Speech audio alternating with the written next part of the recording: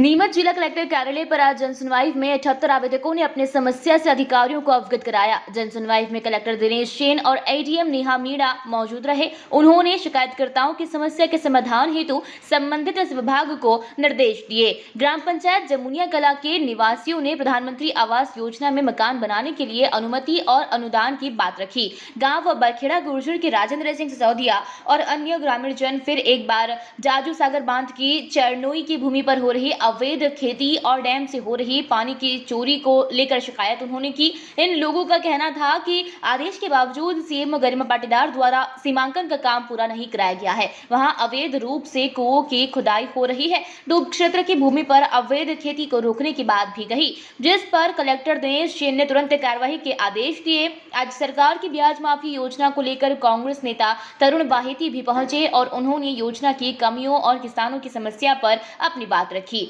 इसके अलावा रास्ता रोकने, अवैध कब्जा, बीपीएल कार्ड, जाति प्रमाण पत्र आदि समस्याओं को लेकर लोग जनसुनवाई में पहुंचे।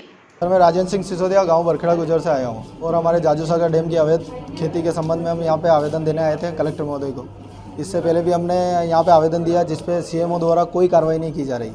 वहाँ कम से कम 2000 बीघा ज़मीन है और डैम प्रभारी और सीएमओ द्वारा 2000 बीघा ज़मीन के 2000 रुपये प्रति बीघा के मान से पैसे लेके अवैध खेती करवाते हो। इस संबंध में सीएम हेल्पलाइन पे कंप्लेन दर्ज करवाई है जो 18 जनवरी को कंप्लेन दर्ज करवाई थी। आज दिनांक तक उस पर भी कोई निराकरण प्राप्त नहीं हुआ है और बार बार मतलब डैम प्रभारी द्वारा धमकियाँ दी जाती है शिकायत उठाने के लिए।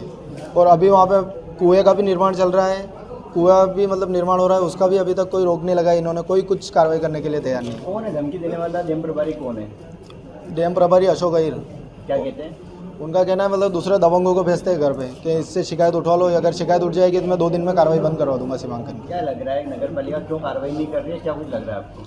ये लग सकता है कभी पैसे जा रहे होंगे नगर पालिका में, सीएमओ के पास भी जा रहे होंगे, तो ही सीएमओ द्वारा कार्रवाई नहीं की जा रही। इन्होंने दल भी गठित किया था 6 सदस्य का, जो 20 तारीख को किया था, जिससे 15 दिन की अवधि में सीमांकन कार्य पूर्ण होना बताया था। तो उसका अभी तक कोई सीमांकन करने कोई भी नहीं आया उससे। હું એક આવેદન દેવા બોલે આવ્યો હતો जो पिछले साल 5/3/2022 ने मारो अज्ञात वाहनથી એક્સિડન્ટ થઈ ગયો હતો।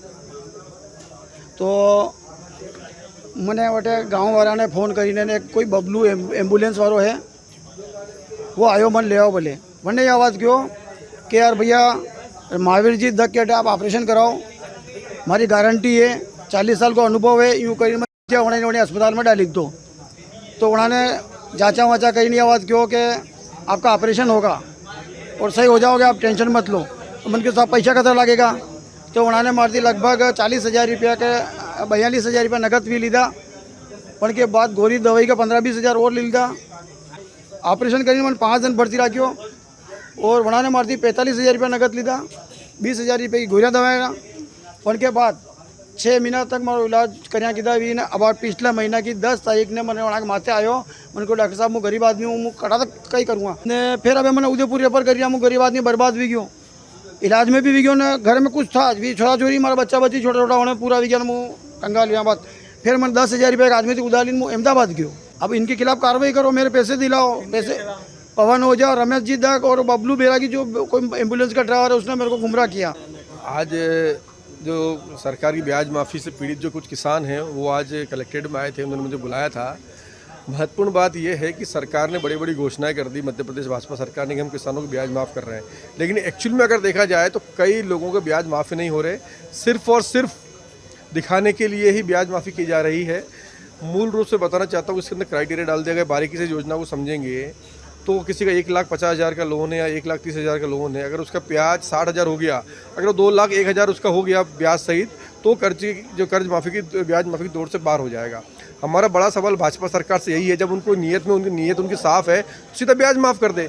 वो मूलधन भी जोड़ रहे हैं और 2 लाख रुपए के क्राइटेरिया उन्होंने तय कर दिया कि 2 लाख से अधिक हुआ मूलधन, किसी का 1,50,000 का लोन है, 51,000 ब्याज हो गया तो दौड़ से बाहर हो जाएगा। ऐसा क्यों? सरकार अगर चाहती तो ऐसा नहीं करती, सिर्फ ढिंडोरा पीट रहे हैं।